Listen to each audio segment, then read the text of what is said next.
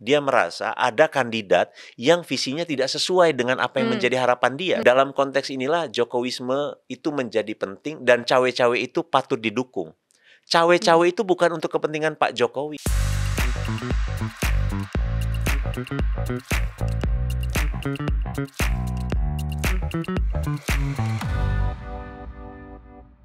Halo teman-teman, kembali lagi di acara Ngobrol Nalar. Nah, di episode kali ini kita akan membahas mengenai tulisan yang baru aja terpublish di Kompas ID, itu mengenai Jokowisme. Nah, ini sebenarnya menarik banget. Kita mau bahas kayak Jokowisme ini sebenarnya apakah sama kayak Maoisme, sama kayak Leninisme, atau berbeda, atau hanya metafor doang gitu. Kita sudah mengundang teman ngobrol yang juga penulis dari Jokowisme. Udah ada Mas Andi Budiman, Wakil Ketua Umum PSI. Halo Mas. Halo Usi. Nah, ini aku manggilnya Mas atau Bebas, bro? apapun bebas. Apapun ya. Oke, Mas, ini aku tuh udah baca tulisan tentang Jokowisme ini ya. Sebenarnya ini juga menarik dibahas mengenai keberhasilan Bapak Jokowi tentang infrastruktur, tentang hilirisasi nikel dan banyak hal lah yang diobrolin di tulisan itu ya. Tapi sebenarnya sebelum kita mengulik lebih dalam mengenai tulisan itu, coba Mas Andi bisa dielaborasi kah? Kira-kira Jokowisme ini tuh sebenarnya apa sih? Samakah kayak Maoisme atau Leninisme Rusia dan Cina ini, Mas? Isme itu kan kita dari definisi dari bahasa dulu ya. Isme itu adalah faham, pandangan, satu jalan dan lain sebagainya. Jadi kalau misalnya orang bertanya apa itu Jokowisme, kita bisa menyebut bahwa ini sama seperti halnya ada banyak juga. Misalnya dikenal hasanah dalam hasanah politik ada misalnya Tony Blairisme. Di Inggris ada tuh. Blairisme. Jadi biasa gitu. Ini sesuatu yang biasa. Jadi orang menyematkan sesuatu untuk mengingat bagaimana seorang pemimpin dalam konteks ini, pemimpin politik itu punya jalan atau punya cara di dalam memecahkan persoalan bangsanya. Atau memberi tawaran kepada masyarakat tentang bagaimana cara dia mengatasi sebuah persoalan. Tantangan zaman. Nah, Jokowisme harus diletakkan dalam konteks itu. Kembali misalnya dalam konteks kenapa Jokowisme ya, usia. Kenapa nggak ada SBYisme gitu misalnya, atau kayak Megaisme gitu. Nggak apa-apa juga. Gitu, kalau misalnya yang lain ingin mendefinisikan bagaimana para pemimpin sebelumnya juga punya cara di dalam mengatasi persoalan atau sesuatu yang dianggap berharga bagi bagi masyarakat, bagi generasi yang akan datang, silahkan. Ini malah bagus, akan memperkaya hasanah tentang leadership. Tapi kenapa Jokowisme? Pertama, konteksnya begini. Ini yang disebutkan oleh Pak Jokowi, bahwa Indonesia itu cuma punya waktu 13 tahun untuk memastikan kita akan jadi negara maju atau akan seperti ini aja. Karena mau bonus demografi itu ya? Bonus demografi, kemudian apa yang disebut dalam ekonomi itu disebut middle income trap. Seperti kasus di Amerika Latin. Ekonominya membaik, tapi kemudian mereka gagal menjadi negara maju seperti Korea Selatan. Korea Selatan itu berhasil. Mereka dari middle income trap, kemudian mereka mencari cara akhirnya keluar dan dari jebakan menengah tadi, ekonomi tengah tadi menjadi ekonomi maju. Nah, itu perlu ada satu upaya, ada satu jalan, ada sebuah visi, ada sebuah strategi. Nah, Jokowi itu selama 2 periode kepemimpinannya meletakkan dasar-dasar untuk kemajuan Indonesia. Jadi yang pertama harus kita akui bahwa Indonesia di era Jokowi ini jadi negara yang keren banget. Itu harus diakui sih. Keberhasilannya Pak Jokowi Keberhasilan. Ini ya? Bahkan majalah sekelas The Economist. Ini majalah menurut saya majalah terbaik. Sama Mas Andi juga ya? Ya, majalah The Economist menulis editorial, sikap redaksi di bulan November 2022 judulnya Why Indonesia Matter. Kenapa Indonesia penting? Indonesia itu ada jokesnya katanya. Dulu itu Indonesia itu was the biggest invisible object on earth katanya. Karena ini sesuatu yang nggak kelihatan, gede banget, tapi nggak pernah dilirik orang.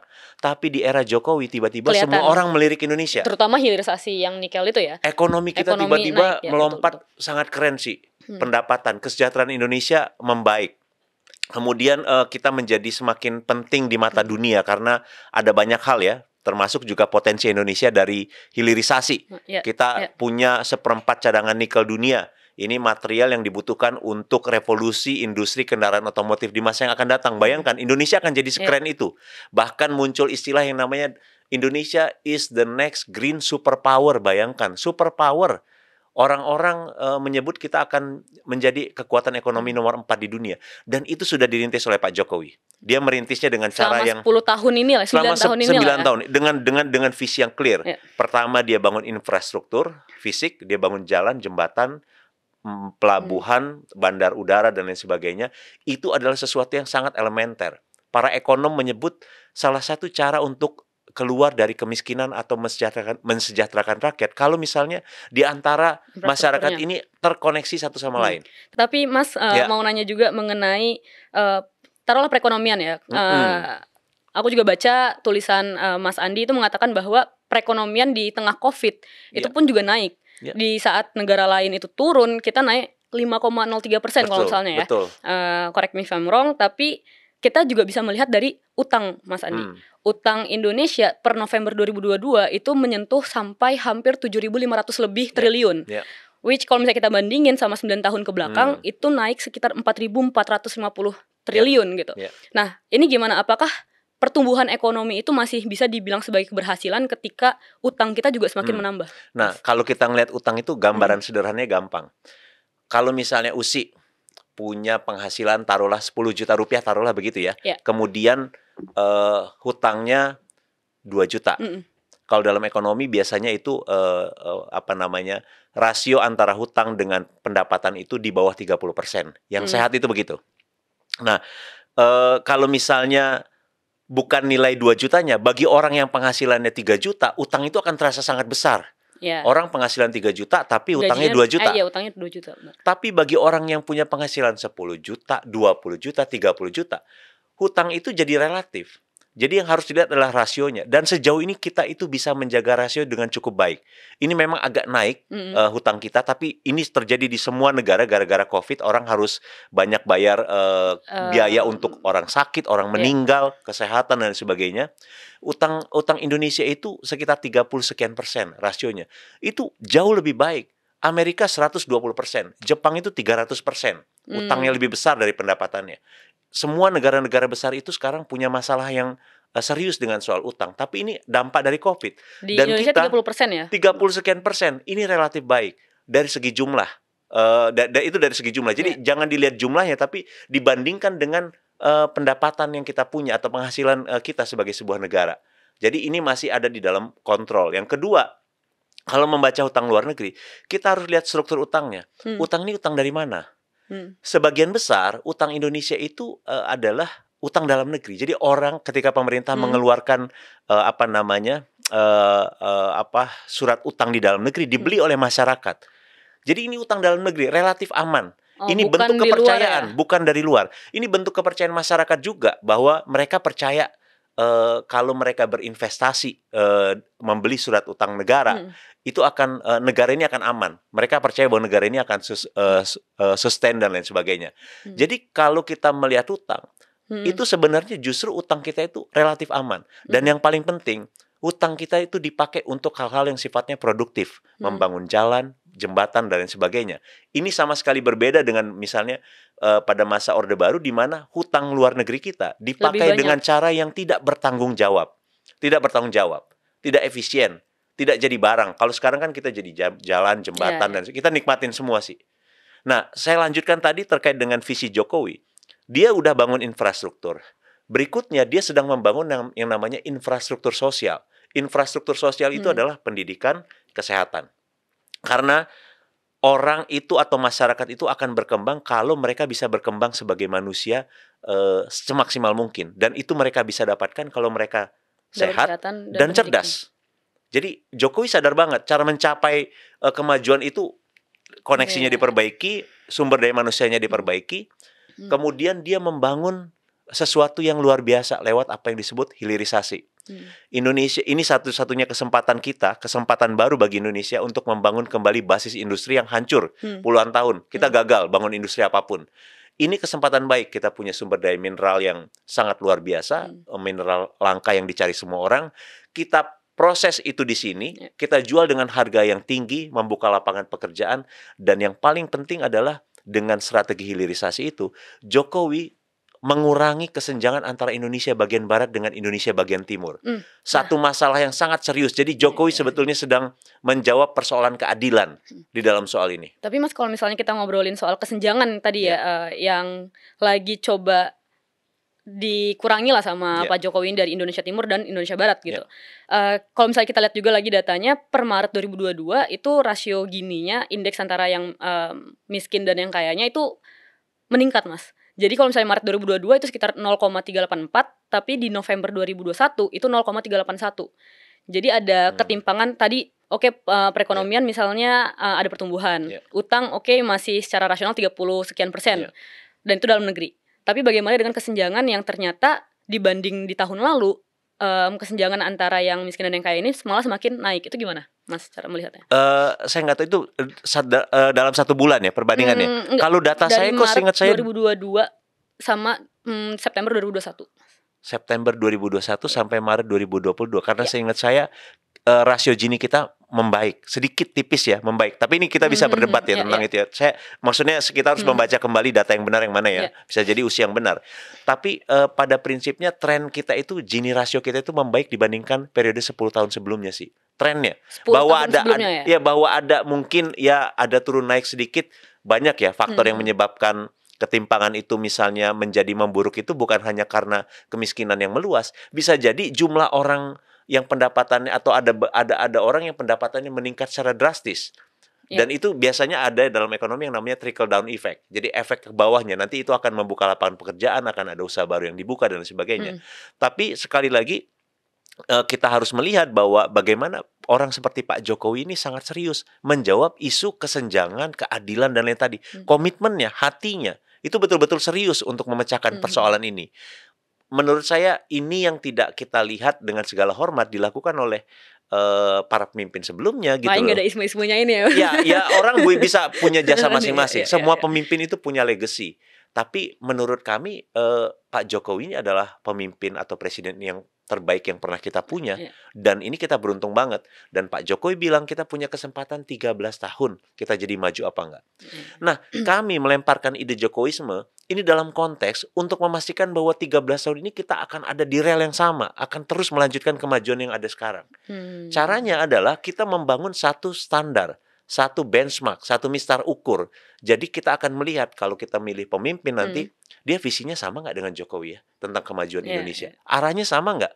Atau dia sedang ingin membalik arah jarum jam? Akan membalik. Tapi apa masa iya ada Mas Andi misalnya pemimpin mau jadi capres lah misalnya presiden Indonesia gitu.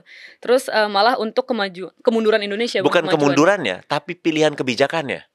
Misalnya misalnya dia kemudian memperbolehkan kembali ekspor ore atau biji mentah nikel dan lain sebagainya. Misalnya gitu ya.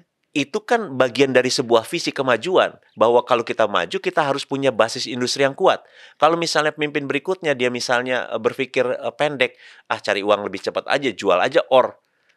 Tapi dia tidak memikirkan jangka panjang bahwa ini pada satu titik biji mentah tadi, nikel atau apapun bauksit tadi bisa habis dan kita nggak dapat apa-apa. Orang seperti Pak Jokowi itu memikirkan dengan detail bagaimana transformasi masyarakat, ekonomi dan lain sebagainya.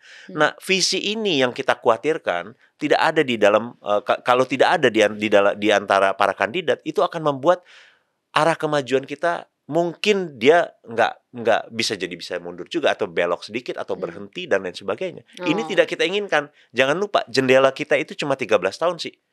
Cuma 13 tahun ini ya? 13 tahun. Jadi ini kita punya waktu yang sempit. Kalau kita punya benchmark, kita akan tahu kita milih pemimpin. Paling nggak kalaupun nggak ada yang sama persis kualitasnya dengan Pak Jokowi, tapi kita tahu visinya sama nih dengan Pak Jokowi. Itu penting. Nah, Mas Andi, berarti kan taruhlah misalnya 13 tahun ini adalah waktu yang krusial ya. Kita juga sering mendengar bahwa Jokowi ini adalah sosok kingmaker gitu. Dan tadi udah banyak menjelaskan soal perekonomiannya Pak Jokowi maunya secara infrastruktur dan yang lain. Tapi kalau misalnya kita bandingin misalnya kalau di Amerika kan nggak ada BUMN ya, Mas Andi. Jadi benar-benar semuanya dikasih ke private sector. Mereka yang mengurusi soal ekonominya gitu. Kalau di China beda, malah negara yang mengatur. Dan sepertinya Pak Jokowi mengikuti cara-cara dan model-model yang Cina lakukan gitu kan. Kalau negara itu mengintervensi untuk ekonomi. Nah, kira-kira apakah ini sebenarnya Pak Jokowi cawe-cawe atau beliau tuh mau memastikan selama 13 tahun ini tuh cara ekonominya, cara bagaimana Jokowi mengurus perusahaan-perusahaan ini atau hilirisasi ini itu harus sama kayak Pak Jokowi gitu. Sebetulnya yang dimaksud itu adalah dia ingin memastikan arah kemajuannya. Relnya sama nih. Punya persepsi yang sama, visi yang sama. Ya, karena kalau misalnya nggak sama, kemajuan yang sudah kita raih sekarang ini ya akan mandek. Kita akan jadi seperti sekarang aja. Nggak pernah melompat jadi sebuah negara besar. Iya. Kita kan semua pengen Indonesia jadi negara besar. Jadi itu yang dimaksud dengan cawe-cawenya Pak Jokowi. Dia tidak akan tinggal diam kalau misalnya dia merasa ada kandidat yang visinya tidak sesuai dengan apa yang menjadi harapan dia gitu loh. Dan terus terang dalam konteks ini kita percaya Pak Jokowi. Sudah proven kok, terbukti kok orangnya mau bekerja melayani masyarakat, visinya jelas gitu ya. Nah, dalam konteks inilah Jokowisme itu menjadi penting dan cawe-cawe itu patut didukung. Cawe-cawe itu bukan untuk kepentingan Pak Jokowi sih. Cawe-cawe itu untuk kepentingan kita. Kita yang paling membutuhkan itu. Kita yang paling membutuhkan Pak Jokowi intervensi. Karena sekali lagi, di antara seluruh aktor politik yang ada sekarang, yang paling bisa dipercaya itu Pak Jokowi. Ya, Pak Jokowi kan bilang, oke, cawe-cawe secara bahasa Jawa. Mungkin di sini teman-teman juga banyak yang, apa sih sebenarnya cawe-cawe itu? Aku juga awalnya kayak gitu. Gitu ya. Apa sih cawe-cawe gitu? Aku mikirnya ya udah campur tangan aja gitu kan cawe-cawe. Ternyata cawe-cawe itu di bahasa Jawa artinya adalah ikut serta dalam sesuatu hal gitu ya. Dalam sesuatu hal yang untuk kebaikan bersama gitu. Dan Pak Jokowi juga udah nge-state bahwa cawe-cawe ini ya untuk kebaikan bangsa gitu. Tapi banyak juga yang melarang, bahkan merasa gak etis kepala negara itu ikut cawe-cawe sedangkan beliau masih jadi presiden, terus mengundang ketua umum partai ke fasilitas negara gitu. Itu gimana menurut begini, Mas Andi? Cawe-cawe yang disebut oleh Pak Jokowi cawe-cawe itu adalah cawe-cawe yang ada di dalam koridor konstitusi. Itu disebutkan asal sesuai koridor. Saya nggak menabrak apapun. Tapi masa ada seorang pemimpin kita larang untuk punya keinginan agar apa yang menjadi visi dia itu dilanjutkan. Semua pemimpin pasti ingin begitu. Apakah dulu bagaimana kita misalnya melihat Obama ketika di akhir masa jabatannya mengendorse atau mendukung Hillary waktu itu? Karena dia merasa kandidat lainnya Donald Trump waktu itu akan membuat arah Amerika berbeda. Tapi konteks Amerika kan party ID-nya beda. Memang, tapi konteksnya artinya kan pertanyaannya apakah seorang presiden yang sedang menjabat itu diperbolehkan untuk cawe-cawe atau ikut campur atau mengendorse seorang kandidat atau tidak? Ada contohnya. Di negara lain juga banyak, bukan hanya di Amerika. Tapi di Indonesia ini baru pertama kali ya, Mas? Enggak juga. Sebetulnya siapa bilang? Bedanya mungkin yang lain nggak ngomong-ngomong aja. Siapa bilang misalnya pada gitu presiden sebelumnya misalnya mereka SBY tidak gitu mempengaruhi proses politik pemilu? Nggak mungkin. Pasti. Bahkan misalnya ya dengan segala hormat dulu kan Pak SBY sendiri punya partai. Itu kan bagian dari upaya mempengaruhi proses politik melalui partai politik. Pak Jokowi ini nggak punya partai loh. Dia kader partai PDI Perjuangan, tapi dia nggak punya partai, bukan dalam artian dia bukan ketua umum, bukan ketua umum sebuah partai. Jadi sekali lagi menurut saya apa yang dikatakan sebagai cawe-cawe itu justru adalah bagian dari kepentingan kita, kepentingan rakyat Indonesia. Kita mau Indonesia maju kok. Kita mau nggak Indonesia mundur atau Indonesia melenceng dari arah kemajuan sekarang? Kalau saya sih nggak mau ya, makanya saya ngedukung asal sesuai dengan garis konstitusi tadi, sesuai dengan aturan, tidak ada yang ditabrak gitu loh. Tapi kalau misalnya kan let's say Jokowi's haters lah ini kan mengatakan bahwa ini nggak etis lah. Terus siapa bilang ternyata pilihannya Jokowi untuk mengendorse misalnya adalah pilihan yang terbaik gitu. Itu gimana Mas? Maksudnya ya benar beliau kepala negara, beliau ikut cawe-cawe, tapi kan bukan berarti keberhasilannya dia itu menentukan pilihan dia juga yang paling benar gitu. Ngerti gak sih maksudnya? Ya, tapi paling nggak saat ini yang paling bisa dipercaya dengan segala pilihan-pilihannya adalah Pak Jokowi. Dulu semua orang juga ragu dengan banyak pilihan yang diambil oleh Pak Jokowi. Jangan lupa loh, ketika dulu Pak Jokowi memutuskan untuk membangun MRT, orang nggak ada yang percaya. Kita puluhan tahun di kepala kita didoktrin bahwa yang namanya di Jakarta yang sering banjir ini nggak mungkin kita bisa bikin kereta bawah tanah. Ternyata apa? Bisa tuh. Dulu kita nggak percaya bahwa pembangunan infrastruktur masif besar-besaran seperti yang sekarang ini bisa dilakukan. Apa mungkin dalam waktu singkat? Gimana nanti kalau ada masalah dan lain sebagainya? Ternyata bisa. Jadi Pak Jokowi sudah membuktikan selama ini bahwa pilihan-pilihan yang dia ambil itu adalah pilihan-pilihan yang betul-betul sesuai dengan kepentingan rakyat, bukan keinginan diri dia, gitu loh. Dan kita yang bisa merasakan. Dan dalam konteks itulah yang saya bilang, cawe-cawenya Pak Jokowi ini yang perlu cawe-cawenya Pak Jokowi ini justru kita, rakyat Indonesia, bukan Pak Jokowi sendiri, gitu loh. Kalau Pak Jokowi mau tenang, mungkin dia lebih baik kalau memikirkan diri sendiri, udah tinggal bentar lagi nih selesai gitu ya. Sudah selesai, pensiun, liburan, ya kan, tinggal ongkang-ongkang kaki, tinggal rebahan aja. Kalau istilah anak-anak sekarang tinggal rebahan, tapi kan enggak. Kalau saya justru menghormati apa yang menjadi keinginan Pak Jokowi itu, karena kita justru ada di dalam posisi membutuhkan cawe-cawenya Pak Jokowi tadi, gitu loh. Iya, ada gimana ya? Ada juga yang tetap merasa cawe-cawe ini bentuk bukan intervensi, tapi bukan proteksi, tapi intervensi. Jadi kan kalau misalnya tadi dari Mas Andi kita mengatakan bahwa asal tidak melanggar konstitusi, terus ini untuk melanjutkan 13 tahun, melanjutkan kebijakan arah Pak Jokowi gitu. Tapi kita juga bisa melihat bahwa ini tuh bukan untuk memproteksi kemajuan Indonesia, tapi ini adalah bentuk intervensi kira-kira siapa yang akan menjadikan capres di 2024 nanti gitu. Kayak misalnya Anies, let's say Anies bilang bahwa beliau khawatir ini akan terjadi represi, ada penekanan terhadap salah satu capres gitu. Nah itu gimana, Mas Andi? Saya kok sejauh ini nggak melihat ke arah sana ya. Jadi bahwa justru ada represi, intervensi. Tidak, saya tidak melihat Pak Jokowi memobilisasi kekuasaan untuk merealisasikan apa yang diinginkan melalui apa yang disebut cawe-cawe tadi.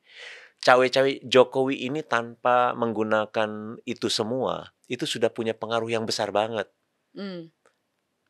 Semua orang itu menunggu arah telunjuk Jokowi akan mendukung siapa sekarang. Karena bagaimanapun, harap diingat Jokowi ini approval ratingnya, tingkat kepuasannya itu 82% menurut LSI. Ini adalah tingkat kepuasan tertinggi. Ini luar biasa. Di negara manapun atau di belahan dunia manapun, biasanya dalam politik itu ada yang namanya kutukan periode kedua. Orang di periode kedua itu biasanya orang udah mulai nggak puas. Kemarin kita takut sebenarnya Jokowi melakukan hal itu ya. Iya, terjadi pada Pak Jokowi. Orang mulai nggak puas. Obama terjadi. Obama itu di akhir masa jabatannya approval ratingnya 50% dan lain sebagainya. Obama loh ini. Ini Pak Jokowi di akhir masa jabatannya 82%. Artinya apa? Orang percaya dengan kualitas kerja Pak Jokowi, dengan komitmen Pak Jokowi, dengan ketulusan dia. Itu kan nggak bisa dibohongin perasaan orang banyak. Ini kan bukan persepsi 1-2 orang, 82% dari seluruh rakyat Indonesia. Nah, kalau misalnya Pak Jokowi ingin menggunakan pengaruh itu, pengaruh kepercayaan orang, mengintervensi dengan cara misalnya saya dukung A dan kemudian orang mengikuti itu, apa yang salah dari sana gitu loh. Dan itu menurut saya bentuk intervensi yang sah dan itu sesuatu yang penting banget gitu loh. Walaupun beliau sebagai kepala negara saat ini, Mas Andi. Iya, nggak apa-apa, Pak. Kayak Obama juga ketika itu mendukung secara terbuka. Saya mendukung Hillary. Kayak saya nggak mau Amerika jatuh ke tangan Donald Trump waktu itu. Karena dia yakin kalau jatuh ke Donald Trump, Amerika akan berubah dan itu terjadi. Iya, ya untuk konteks Obama karena Hillary satu partai dengan Demokrat dengan beliau, sedangkan Donald Trump dengan Republikannya pasti memiliki kebijakan yang berbeda. Ini kan kalau misalnya kita lihat di konteks Indonesia, 3 capres ini memiliki yang paling kontras paling satu lah kita bisa lihat say. Tapi untuk Ganjar Prabowo bisa jadi mereka malah sama arah kebijakannya mengikuti Pak Jokowi juga gitu. Belum tentu juga. Nah itu yang harus dilihat satu persatu ya. Karena pasti perbedaannya itu ada, mungkin perbedaan yang nggak ekstrim. Kita bukan memilih di antara kandidat yang misalnya katakanlah yang satu ingin nggak ingin sistem pasar misalnya, yang satu ingin sistem pasar, nggak ekstrim. Tapi ada nuansa. Ada derajatnya. Nah derajatnya itu, Jokowisme itu adalah untuk mengukur derajatnya tadi kita pakai. Jokowisme kan faktornya Mas Andi ada keberanian, ada visi, ada strategi untuk menjalankan itu, ada keberanian dan ada keberanian dan juga karakter tuh kuat banget. Visi. Ya. Jokowi kan punya karakter yang kuat banget. Dia digempur oleh WTO, oleh Uni Eropa yang menggugat keputusan hilirisasi gitu. Dia tetap tegar berdiri ngelawan negara besar gitu. Kata dia, nggak peduli, ini keinginan kami yang punya. Kenapa harus diatur-atur gitu loh. Berarti nggak ada bentuk intervensi dan merepresi salah satu paslon, salah satu capres itu nggak ada ya? Saya nggak melihat itu terjadi. Walaupun pas kemarin ngumpul-ngumpul di istana ketua umum nggak ada partai Nasdem misalnya. Ya itu kan pilihannya jelas banget, kata Pak Jokowi, jelas kan katanya. Kan Nasdem sudah mengambil keputusan untuk berkoalisi dengan partai politik yang ada di luar pemerintahan. Wajar dong kalau misalnya membayangkan itu yang saya bayangkan juga, kalau ada sebuah rapat ya, misalnya taruhlah rapat pemerintahan di mana kemudian ada orang yang sudah mengambil keputusan untuk tidak berada di dalam satu koalisi lagi, kan jadi awkward, ngomong apa, takut bocor kan. Jadi ngomong apa dong rapatnya kalau gitu, cuma basa-basi cengar-cengir dan itu kan nggak ada gunanya. Jadi itu sesuatu yang biasa aja. Iya, jangan ngambek kalau misalnya nggak diajak, orang udah ngambil keputusan sendiri untuk keluar gitu loh. Gitu. Oke. Nah, tadi udah nih faktor-faktor Jokowisme ada secara visinya, secara keberaniannya, karakter juga gitu. Dari ketiga capres saat ini, Mas Andi, mereka itu udah memegang kantong Jokowisme belum? Kalau ngelihat benchmarknya ya, saya pikir memang agak sulit ya. Ini tantangan terbesar calon presiden 2024 adalah karena masyarakat itu sudah keburu punya standar. Oke. Kalau USI misalnya sudah punya standar, terbiasa misalnya mendapatkan seorang pemimpin politik yang baik, dan kemudian pasti itu jadi beban berat bagi pelanjutnya, karena orang akan selalu membandingkan. Lo akan membandingkan gitu ya. Terus terang seperti kasus Jakarta misalnya, ketika dulu orang membandingkan terus ketika Mas Anies menang, hasil kerja dia dengan apa yang dikerjakan oleh Pak Jokowi dan Ahok ketika menjadi Gubernur DKI Jakarta gitu loh. Jadi ini jadi beban tersendiri. Tapi nggak apa-apa. Itu hal yang biasa. Dinilai itu adalah resiko politik. Jadi pemimpin politik itu harus siap dinilai, siap dikulitin. Nah, ini yang Jokowi ini adalah bagian dari cara kita untuk menilai para kandidat ini satu persatu. Belum kelihatan. Yang punya Jokowi sebenarnya belum kelihatan berarti. Dari belum kelihatan. Belum kelihatan ya. Belum kelihatan sejauh ini. Kita akan lihat nanti ketika mereka mulai memaparkan visi misinya secara lebih detail, komitmen mereka, sikap mereka dan lain sebagainya. Kira-kiranya belum kelihatan. Belum kelihatan. Kalau menurut saya hilalnya belum ada nih ya. Hilalnya belum ada, belum bisa dilihat karena sekali lagi Pak Jokowi juga kan sedang menimbang. Pak Jokowi kan dia akan bilang katanya saya akan cawe-cawe untuk calon presiden 2024, calon presiden 2029 dan 2034. Karena itu periode yang sangat penting. Nah, kita masih ingin melihat juga arah Pak Jokowi ini kemana gitu loh. Oke. Ini terakhir nih, Mas Andi. Tadi ini menarik. Mas Andi mengatakan bahwa ini belum kelihatan nih hilalnya nih kan. Kira-kira siapa yang paling Jokowisme. Tapi partai Mas Andi, PSI, sudah mendeklarasikan Ganjar Pranowo dari awal. Betul. Lalu muncul juga banner yang bertuliskan tegak lurus dengan Pak Jokowi. Yeah. Jika Pak Jokowi ternyata hilalnya udah kelihatan nih, berpindah misalnya Prabowo, saya merasa Prabowo adalah yang paling Jokowisme gitu. Apakah PSI akan berubah, Mas Andi, dari mendukung Ganjar menjadi mendukung Prabowo, atau malah tetap ke Ganjar karena sudah mendeklarasikan dari awal? Saya tidak mau berandai-andai karena itu belum terjadi ya. Artinya itu pertanyaan yang hipotetik ya. Tapi sekali lagi saya ingin menjelaskan asal muasal kenapa keputusan-keputusan itu bisa terjadi. Yang pertama mengenai dukungan terhadap Mas Ganjar. Dukungan terhadap Mas Ganjar itu adalah hasil satu proses politik yang kami namakan Rembuk Rakyat. Kita minta pengurus DPD dan DPW turun ke bawah, ke tokoh tingkat lokal, tanya 3 kandidat yang paling layak untuk didukung oleh PSI menjadi calon presiden. Dari hasil turun ke bawah itu mereka mengusulkan nama. Di DPP prosesnya dipilah menjadi 9 nama. Ada Mas Ganjar, ada Mbak Najwa masuk, Mbak Najwa Shihab, ada Tito Karnavian, ada Mbak Ibu Sri Mulyani, ada Pak Erick Thohir, ada Pak Mahfud MD, ada Pak Andika Perkasa, 2 lagi siapa ya? Ada 9 nama waktu itu. 9 nama itu kemudian kita umumkan ke publik. Ini ada 9 nama nih yang menurut para PSI layak untuk didukung. Silahkan kalian pilih mana yang paling cocok untuk menggantikan Pak Jokowi. Yang muncul Pak Ganjar. Pak Ganjar dalam proses rembuk rakyat itu yang diumumkan oleh PSI. Jadi posisi PSI adalah mengumumkan apa yang menjadi aspirasi para pendukung PSI terkait siapa yang paling pantas menjadi calon presiden 2024, dan itu adalah Mas Ganjar.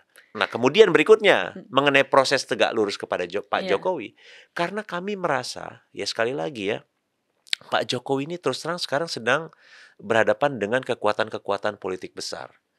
Dan dalam politik itu ada yang disebut sebagai masa-masa lemdak presidensi gitu ya. Jadi seorang presiden itu seorang presiden itu punya pengaruh politiknya semakin semakin meredup seiring dengan menjelang berakhirnya masa jabatan.